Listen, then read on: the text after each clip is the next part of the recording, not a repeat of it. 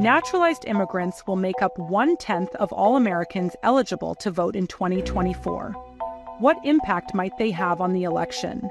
Immigration has emerged as a major issue in the 2024 presidential election, with 28% of Americans polled naming it as the #1 problem facing the country. Yet the increased concern over immigration comes at a time when a record number of potential voters are immigrants themselves. As of 2022, there are over 46 million foreign-born residents in the United States, making up nearly 14% of the total population, the highest share since 1920. The Pew Research Center estimates that about 23 million of these are eligible to vote as adult naturalized citizens, making them 1/10 of all eligible American voters. In addition to rising overall immigration, the numbers reflect higher rates of applications for citizenship due to a Biden administration initiative to ease and accelerate the naturalization process. America's naturalized eligible voters are a diverse group arriving from all over the world. Mexico is the most common country of origin, accounting for about 3.5 million, or 16%, followed by the Philippines, India, China, and Vietnam, which together account for another 4.6 million. But while Asian and Hispanic immigrants each make up about 1/3 of the naturalized eligible voter population, only a quarter of Hispanic eligible voters are foreign-born, compared to over 2/3 of voting-eligible Asian Americans. The share of white immigrants has declined over time, although the 2022 statistics do not yet reflect the surge of arrivals from Russia and Ukraine during the past 2.5 years of war.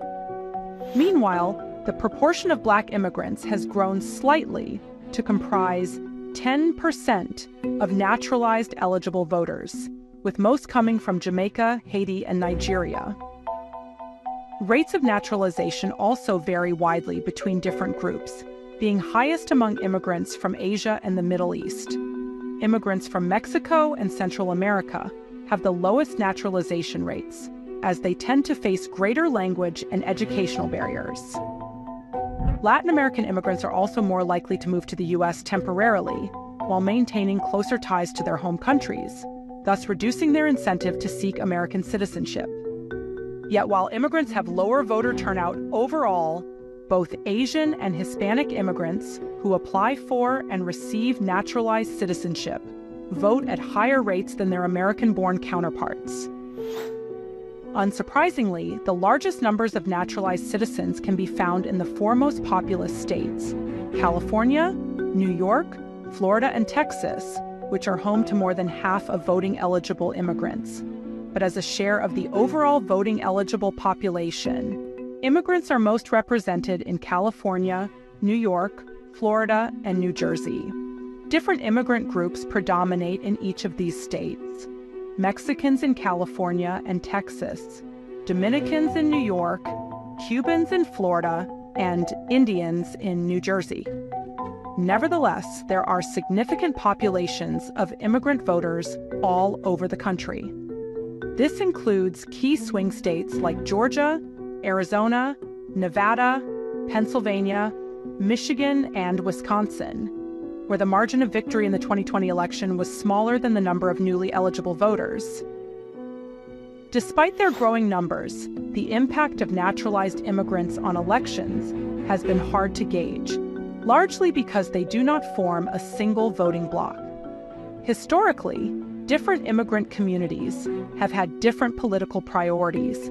Irish immigrants were a powerful force within the Democratic Party for much of the 20th century, while the Cuban community in Florida has for several decades been a bastion of anti-communist politics favoring the Republican Party. And although Hispanic voters have generally leaned Democratic, former President Donald Trump has previously managed to attract unprecedented levels of their support. Even on issues relating to immigration itself, immigrant voters are often split. While a majority support health insurance coverage for undocumented immigrants and a citizenship pathway for those who came as children, a significant portion also want tougher enforcement of immigration laws. And although nearly twice as many naturalized citizens identify as Democrats than as Republicans, there are even more who are not sure or don't feel represented by either party.